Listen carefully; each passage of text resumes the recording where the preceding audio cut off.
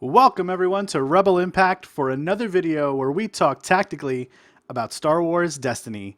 I'm your host, Rebel Gray, and today we're going to continue our talk about consistency. In the last video, we spoke about consistency that the cards can bring to our decks through manipulating dice, giving us big plays that nearly always matter, and we even talked about a character interaction that is growing in popularity very quickly at this very moment. In this video, we're going to talk about the other side of the consistency game and discuss the concept of plastic consistency. That is, anything directly related to the dice themselves that bring consistency to our game. So we've got quite a bit to cover, and I want to stay on track and bring you some high quality content and a good experience here. So let's get to talking right after this.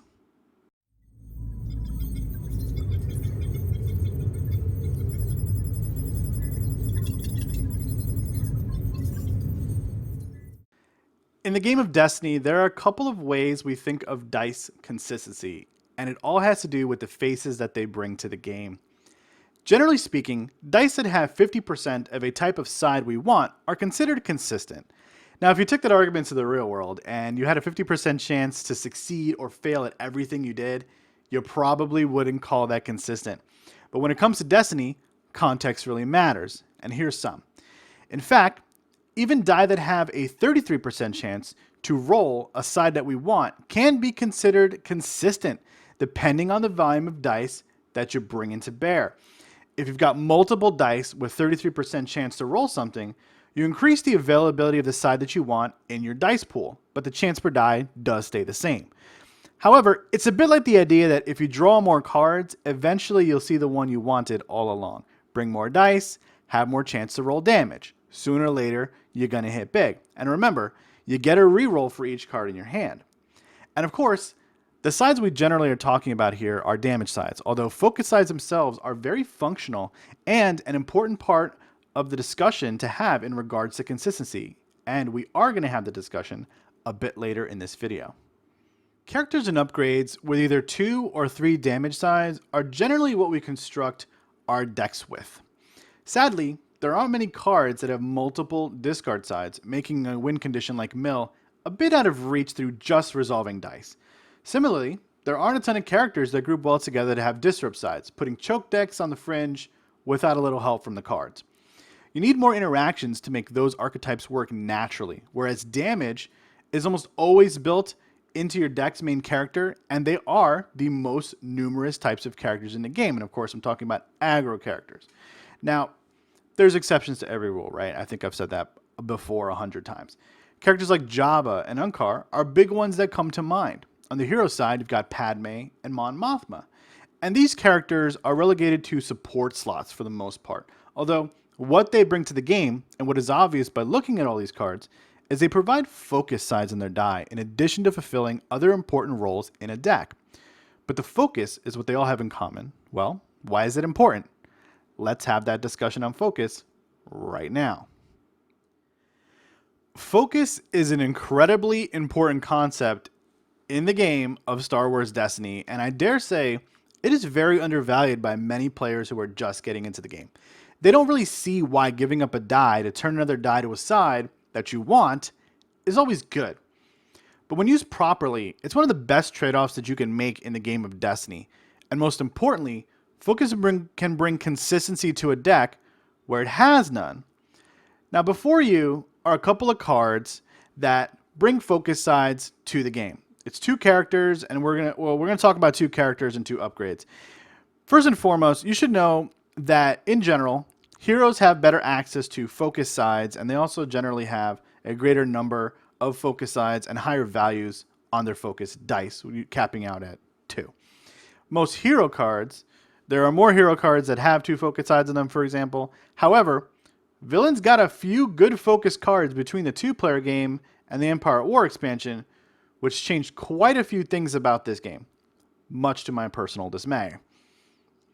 Now, the first card we're going to talk about is Maz Kanata, and it's a card that everyone who slogged through the Spirit of Rebellion meta knows very well. Not only do her focus sides bring huge consistency to the game, she can bring 2 dice to the game at only 11 points, further enhancing her consistency.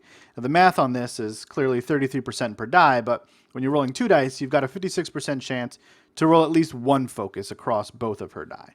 Again, it's right around that 50% mark that we mentioned earlier, but good enough for Destiny players to call her one of the most consistent and consistently hated characters of all time. Dark Council is probably one of the best cards to come out of the two-player game, and it literally got no coverage or press until relatively recently. Meanwhile, I'm sitting here thinking that if I was a villain blue player, I'd be looking to get this into my deck like yesterday. Sadly, the hero counterpart, which is Coordination, has a sort of a similar die with the 2 focus on slots 1 and 2. Costs 2 to actually get on the table, and it kind of sucks. Dark Council is really good, though, for 1. And it works well in those decks running stuff like Anger because it's got the 2 blanks. And usually that's a deck like Emo Kids or something that carries big damage side. So Dark Council is going to bring consistency to your damage game in those particular decks. Now the next 2 cards, I'm going to put them up here. First one is Thrawn, and he is Maz level hated, or at least he was until the nerf to Unkar. I still dislike Thrawn a great deal, but I can't help but respect his design and what he brings to the game of Destiny in general. Here, we have the ultimate control character, and he brings a ton of consistency through his ability, which isn't the focus of this video, but it is there. On his die, though, he brings 2 focus sides, a 1 and a 2. He generates cash. He's got a shield side. He's got 12 hit points. And, of course, one of the best abilities in the game, hands down. But the 2 focus sides is really amazing to have, and he's got it where it counts. You can pair him up with an aggro character like Old Awakening's Kylo at Elite. You've got some consistent damage output. Put him alongside a mill character, and he can bring that kind of game as well. We've yet to see, of course, what the new great pairing is going to be since the 1.5 rules reference guide nerf. But we've got another set coming out in about 5 or 6 weeks, most likely. So there's going to be a lot of people who are keeping their eyes peeled for some 13 cost elites that are going to work with Thrawn. Lastly, I want to talk about these cute little seeker droids over here because they are just so fun. This is an amazing utility card at the cost of 2 that just gets better with Seven Sisters ability and other seeker dice on the table. The focus and the shield sides are some of the best sides on this die. However, being able to get its focus up to 3 is one of the best things you could possibly hope for in a build, which includes all 3 droid dice. Maybe you got some freaky feint stuff going on and you're looking to get a 4th one in the pool, whatever. But what you've got with the droid and the X value is that it's no longer trading just 1 die to turn 1 other die. It becomes a 2 or it can become a 3. And using 1 die to turn 3 other die to a side you want is even better than turning 2 die, as it turns out. The droids are very powerful in mass, and their sides, their focus side, literally wins games. There's a lot more to focus than just focus dice themselves. One of the things that we've seen throughout the game of Destiny is the ability for special sides to really bend the rules of the game. It's for this reason that we can look at certain special sides as extending the consistency of our game. Essentially, if a special can flip another die to a special, that new die can be resolved. This allows us to bring another level of consistency to the game without focus dice in these special cases. And I'll start with the original one that was used in the Awakenings meta, which was Datapad.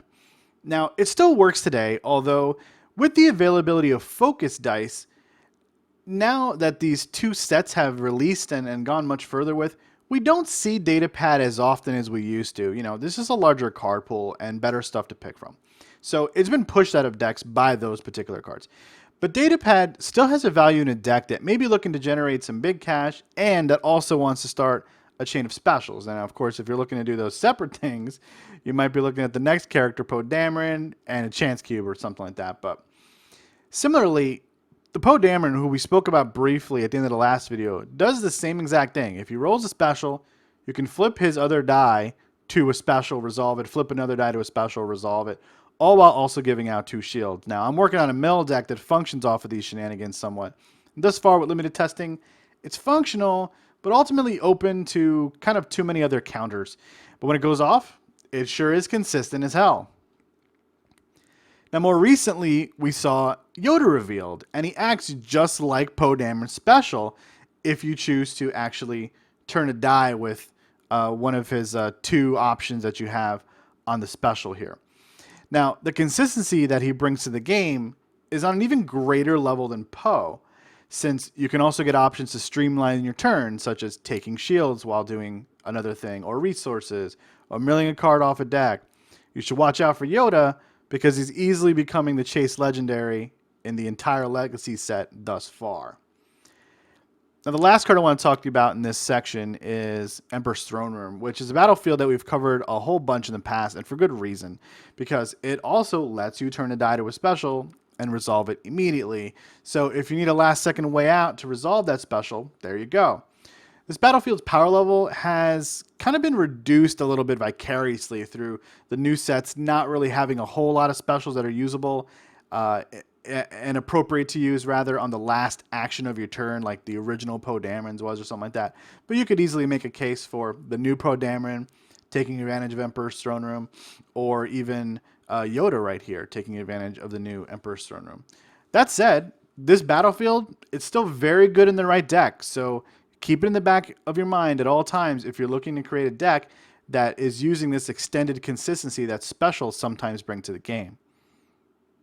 Now, if you think back to the first section, we talked a bit about percentages, namely the 50% and the 33% marks on dice.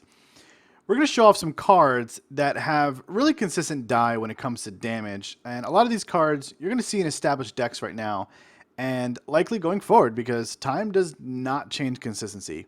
In fact, the only thing that pushes consistently good cards out of the meta are cards that have a die with equal or slightly better consistency, and sometimes for a lower cost. Now let's start with the Awakenings Classic, the DH-17. You might be the kind of person who looks at this weapon and says, it has 2 blanks, so I don't like it. Yeah, but it costs 1, which means that it's an investment that you can replace later. The truth is, the DH-17 has gotten a ton of play since Awakenings, and still does even right now at this moment. It's one of the few Iron Man cards that we've seen in this game, and for good reason, because it has 50% damage sides on its dice, and 33% of those die sides can be resolved on their own. The 2 blanks almost don't matter, because if you roll damage, well, if you don't roll damage, then you might as well be rolling a blank, right? The DH-17 is kind of like the little brother to the Holdout Blaster, and keen eyes will have already seen that they actually have the same exact die, minus this die doesn't give you a resource side, right? It has a second blank in the 5th spot there. Now, it's good. And even though it seems really vanilla, it's just really good because it has a great die. Now, a newer card, Ancient Lightsaber, has quickly become a card every blue player wants, not just because of its consistent die, but also because of its ability, right? But the die is really, really good. It gives you 2 black 1 sides to pair with modifiers that you often see on other blue weapons, but it also gives you a +3 side to use with other black sides or even to disarm with. And we know a lot of the blue heroes generally have their own black sides on them. They don't have a lot of modifiers, very few. So it becomes a great card all around. This die is definitely worth the 2 resource investment, and the ability is just kind of like the cherry on top. The consistency that this card brings to the blue deck isn't exactly like unmatched, but when you consider the whole package, it's totally worth the price of admission. The LL30 Blaster is another newcomer in EAW, and it's a card that I've covered a lot because of what it brings to the game, which is a great deal.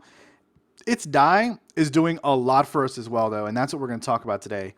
Not only is it providing consistent damage, but bringing consistency to other dice if you need it with its special, right?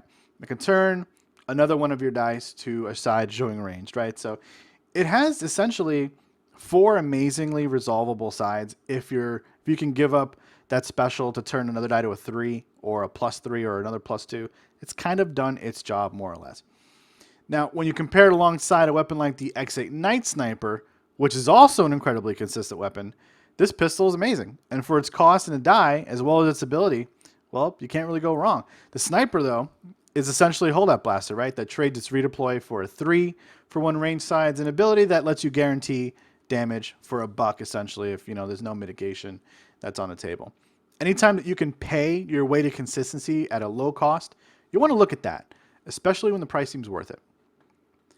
Now, lastly, This one's the mother of consistency where weapons are concerned, and I'm going to put this one right in the middle, front and center, and it's Captain Phasma's blaster from the 2-player game.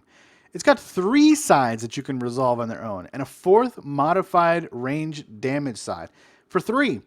This thing is basically insane. Forget about 33%, forget about 50%. This thing is packing 66% damage sides, right? 3/4 of, or 2/3 of this die has damage sides. And only about a handful of other upgrades or support die in the game even have that many damage sides on them. And they all cost 4 or more resources to put into play. And none of them have redeploy like this weapon does.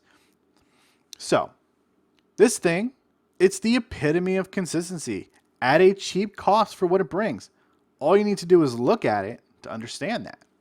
It's freaking good. It's too good. It's villain. So of course it's going to be too good. Well, it's only fair that since we talked about a hero deck on the last video, that we spent a little bit of time talking about the consistency of a particularly good villain deck. And this one's going around by the name of Rainbow Number 5 or Rainbow 5, stuff like that. And it consists of these characters right in front of you here. We've got Balatique, Sienna Ree, and Night Sister. Although I have seen a variant that has a TIE Pilot, which is really fun stuff as well, and makes the deck immune to dodge, by the way.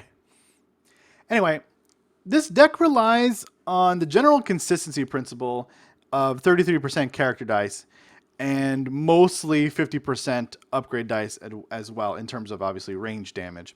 It aims to keep its cost for upgrades really, really low, get things out on the board quickly, shoot damage and burst, reroll from stuff out of hand, or using Night Sister's action ability and blowing away characters. So what you see in this deck is almost that all the weapons that we talked about in the last section. In fact, I think all of them are in this deck for the most part. Some might not run the DH-17, but they definitely run the Night Sniper. They definitely run the LL-30. And they run them because they're consistent. Because obviously, like I just said, the idea of this deck is to blast your opponent away one character at a time. And when you kill one, you get to reactivate Bala and maybe even do an extra 3 to 5 damage again on the same round. And then go to the next round sort of, way ahead on the damage. Now, the damage output in round 1 of this deck can get upwards of like 9 or so, but you're going to be happy seeing 5 or 6. Aggressive players are going to want to try to do 7 or 8, try to kill a character in round 1. From a gameplay standpoint, this deck brings so much consistency to the table that it almost plays itself. Now, that isn't to say that there aren't decision-making points to be made, of course. Every deck has decision-making points, even if they're more simplified than other decks. They still take skill to play. But the learning curve for this deck is not exactly through the roof either. A lot of people can pick it up, get the general gist of it by looking through the card list, and put it to play pretty simply. Play an upgrade, roll out characters, don't forget your Balatique activations, and basically go to town. And also, much like the last tech, which I didn't mention this, but it's fairly budget friendly. The only thing that actually costs a bit of money if you're going all the way with this deck is the X8 sniper rifles, which are going between 30 and 40 bucks right now. And, that's a really good card. It's really hard to replace that kind of card. It's also winning a lot of tournaments right now alongside the other deck that we talked about, which was the R2P2, because it's consistent as hell. Now, it does suffer from low HP, but as you can clearly see, if you find the right stride and consistency of this deck's dice, which are all 33% damage dice, and a lot of upgrades which have 50% damage dice, you can kill faster than you lose characters. So losing becomes a heck of a lot less of a factor if you're way ahead in damage. Another video series has come to a close here at Rebel Impact. I really do hope that everyone watching this got something worthwhile out of these last 2 videos, because consistency is so important to the game of Destiny. Out in the wild, you're going to hear people talking about it and how it was a really deciding factor in so many games that they played or watched on stream or in the latest big tournament that they heard about somewhere. Time and time again, decks with consistency have taken top prize at tournaments because they allow decks to find a groove while minimizing the randomness or variation of the dice on the board through their cards and through consistent re-rolling as well. Now, there's always skill involved, of course, and I said that in the last section, and anyone that tells you otherwise is out of their mind. Consistency, though, is actually discovered by the best deck builders out there because they have the skill to identify the patterns that matter and put them together in a way that flows well within a 30-card deck environment. So don't forget that. It's really, really important. Well, thanks for stopping by, guys. If you have already seen my last personal video, then, or haven't rather, I'll link it here so that you know how and why the schedule for the channel is changing in the coming weeks. I don't know exactly what the next few videos are going to be, but I am anticipating that FFG is going to be putting out some spoiler articles this week or the next so that we can talk about some of the new cards that we haven't seen yet. And I think actually today they did the yellow villains article, I believe. No, there was some neutral stuff in there too. So that will likely be the next video, actually, come to think of it. So I guess let's just look forward to that, shall we? All right, so until next time, remember that the dark side of the Force is a pathway to many abilities some consider to be unnatural. So avoid it. May the Force be with you.